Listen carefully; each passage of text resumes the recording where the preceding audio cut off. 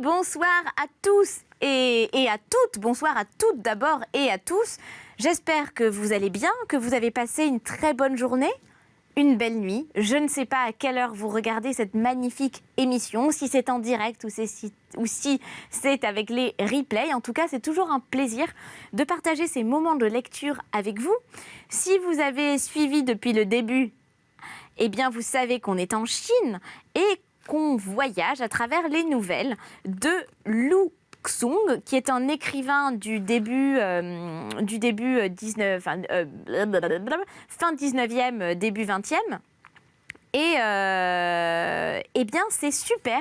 J'espère que vous allez les aimer ou que vous les aimez autant que moi. C'est très poétique. Il y a toujours une jolie morale derrière. C'est entre tradition et modernité. Je déteste ce terme, mais pour le coup, ça s'y prête bien. Et je vais tout simplement poursuivre la lecture de cette nouvelle qui s'intitule « Le théâtre des dieux ». Voyez si c'est un joli nom à moi qui suis comédienne. Et c'est le narrateur nous explique que 2 fois il est allé à l'opéra de Pékin, qu'il n'a rien compris, ça lui a pas plu du tout, et qu'il s'est tenu à l'écart ensuite des théâtres jusqu'au jour où, et je vais continuer, et j'en fais une toute petite parenthèse en disant que si vous avez envie de partager cette émission, eh bien, c'est possible. Mais alors comment, me direz-vous? Eh bien, avec le hashtag VBN. Alors, je crois que je suis à l'envers, mais en tout cas, avec ce hashtag qui est magique, vraiment, qui peut vous transporter n'importe où sur les réseaux sociaux, eh bien, vous pouvez parler de l'émission, la tweeter, la facebooker, la instagrammer, tout ce que vous voulez. En tout cas, nous, on suit toujours avec beaucoup de plaisir vos remarques. Et puis, bien, merci d'être toujours aussi nombreux. Merci pour votre implication. Et j'espère que vous allez passer un aussi bon moment que moi en lisant ce petit livre. Je m'éclate. Allez, on continue. J'avais 11 ans ou 12 ans. Et le jour tant attendu fut là. Mais la malchance voulut qu'il n'y eût pas de barque le matin. Pingqiao n'en avait qu'une seule pour les voyageurs, qui partaient tôt et rentraient tard dans la soirée. C'était une grande barque que nous ne pouvions évidemment louer tout seuls. Et les autres étaient trop petites, et quelqu'un s'en fut à la recherche d'une barque au village voisin, mais sans résultat, toutes les embarcations ayant été louées.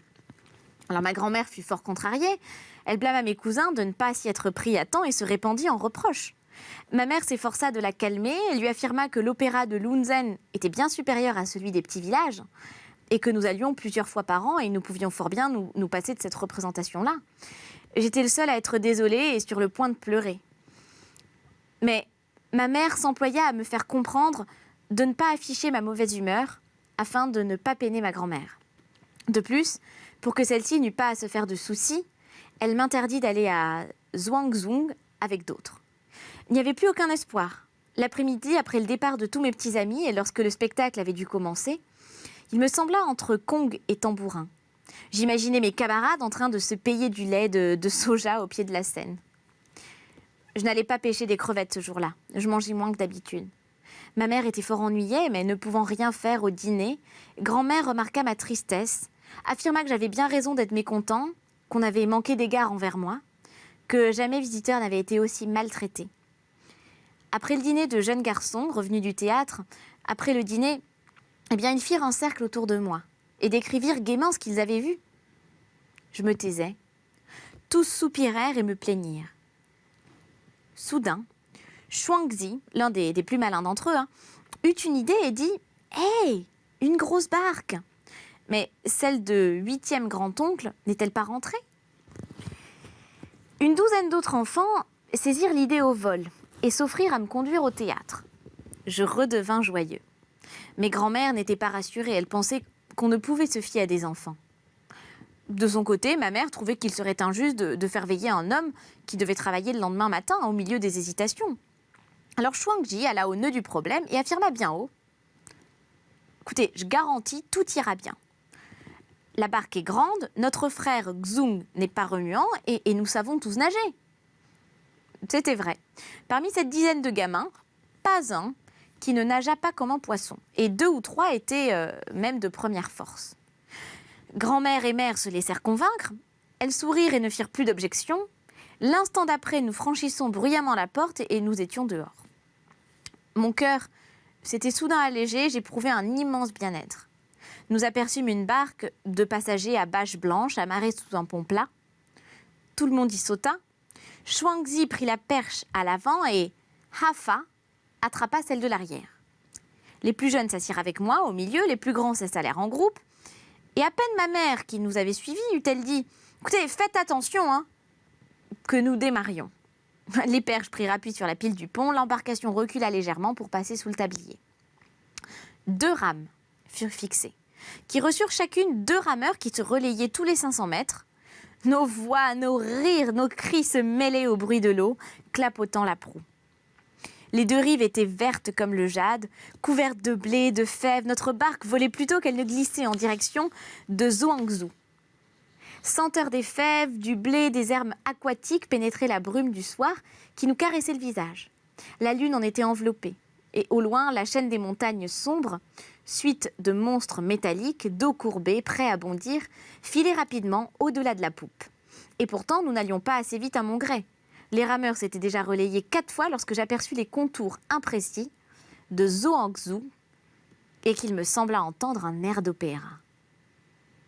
Il y avait aussi des lumières. Ce devait être celle de la Seine, sinon de barques de pêche. C'était probablement de la flûte que nous entendions. Et sa mélodie enveloppante et harmonieuse me calma et me laissa emporter, me perdant avec elle dans la brume nocturne aux senteurs de fèves, de blé et d'herbes aquatiques. Ça me donne soif tout ça.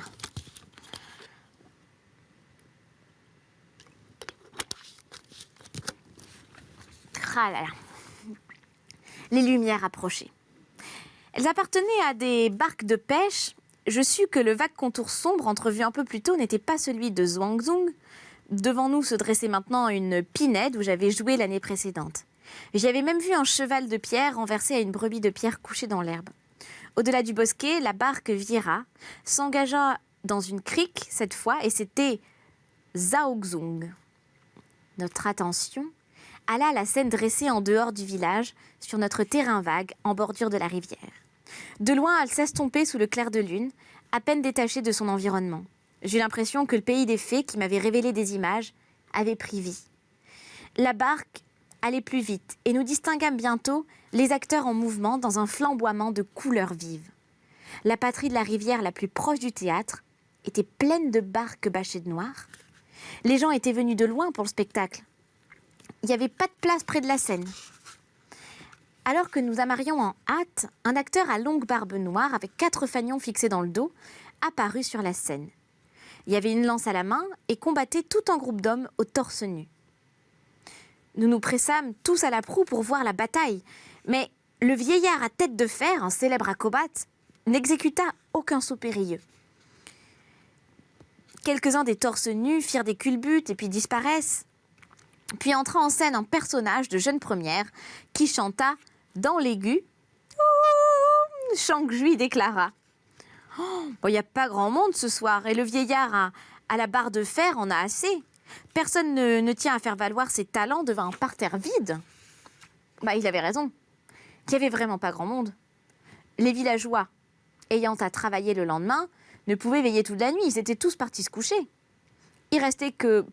quelques dizaines d'oisifs de Zhaozhong dans les environs. Les familles riches étaient là. Dans les barques à bâche noire, elles étaient moins venues. Bon, pour le spectacle que pour les gâteaux, les fruits et les graines de pastèque. L'assistance était vraiment maigre. En fait, je ne tenais pas particulièrement au saut périlleux. Le personnage que j'aimais, c'était l'émanation du serpent, tout emmailloté de bandes blanches et qui tenait dans ses mains levées, au-dessus de ta tête, un bâton coiffé pas d'une pelote de laine, mais d'une tête de serpent. Mes préférences allaient ensuite au tigre bondissant, rôle tenu par un acteur tout vêtu de jaune. J'eus beau attendre, mais ni l'un ni l'autre ne firent leur apparition. La jeune femme quitta la scène, elle y fut remplacée par un très vieil acteur jouant les jeunes premiers. Je commençais à me sentir fatiguée. Alors là, je demandais à Guichen de m'acheter un peu de lait de soja. Il revint en disant bah, « Il n'y en a plus. Le sourd qui en vend est rentré chez lui. Alors, il y en avait l'après-midi, j'en ai bu 2 bols, mais maintenant, je vais te chercher de l'eau. Hein. » Je refusais l'eau et m'efforçais de concentrer mon attention sur la scène. Je ne puis dire ce que j'ai vu. Les visages me paraissaient étranges, les traits des acteurs étaient indistincts. Yeux, nez, bouche et oreilles semblaient fondus en un même plan. Les plus jeunes de mes compagnons bâillaient, les plus grands bavardaient. Notre intérêt ne s'éveilla légèrement que lorsqu'un clown habillé de rouge fut attaché à un pilier et qu'un homme à barbe grise se mit à le fouetter, ce qui nous fit rire aux éclats. Ce fut vraiment, je crois, le meilleur moment de la soirée. Mais la veille fit son apparition. C'était le rôle que je détestais le plus, surtout lorsque l'acteur s'asseyait pour chanter.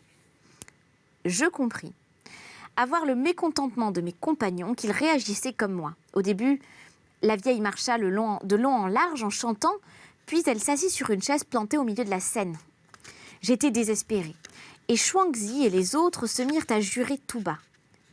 J'attendis patiemment un long moment. La vieille ayant levé la main, je crus qu'elle allait se mettre debout, mais elle n'en fit rien. Sa main revint lentement à sa position première et le chant se poursuivit. La lune était encore haute. Nous n'étions certainement pas restés longtemps et son éclat nous parut encore plus vif dès que nous eûmes quitté Zhuangzhou. Nous regardâmes en direction de la Seine, tout illuminée, et elle nous fit la même impression qu'à l'arrivée. Ses contours fondus et flottant dans les nuages roses lui conféraient un air de pavillon dressé sur une colline féerique. Une flûte chanta mélodieusement à nos oreilles, et je me dis que la vieille devait en avoir terminé, mais je n'osais demander de retourner au spectacle. Nous dépassâmes bientôt la Pinède.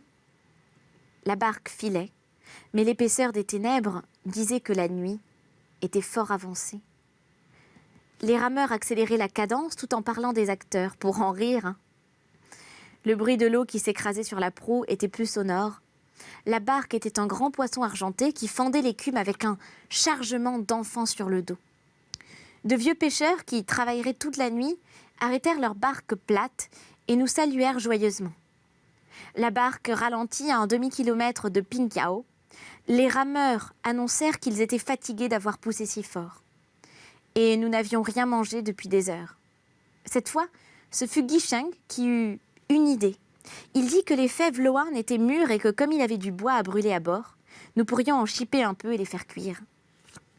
Tout le monde fut d'accord et nous piquâmes aussitôt sur la rive où l'on apercevait des champs de fèves aux gousses noires et brillantes. « Hé, Hafa !» cria Shuangzi qui venait de bondir à terre. « C'est à ta famille de ce côté et au vieux lui de l'autre. Mais alors dans quel champ allons-nous » Nous sautâmes tous à terre et Hafa dit « Eh bien, 1 minute, je vais voir. » Il alla çà et là, tâtant les gousses, puis se redressa pour déclarer « Prenez les nôtres, elles sont plus grosses. » Et nous fûmes tous d'accord et nous nous dispersâmes dans le champ de la famille de Hafa. Chacun arracha une grosse poignée de fèves qui lui fut lancée dans la barque. Shuangzi déclara qu'il y aurait des ennuis si nous en prenions davantage et si la mère de Hafa venait à s'en apercevoir. Nous passons donc dans le champ de grand-oncle Luigi pour en prendre chacun une seconde poignée.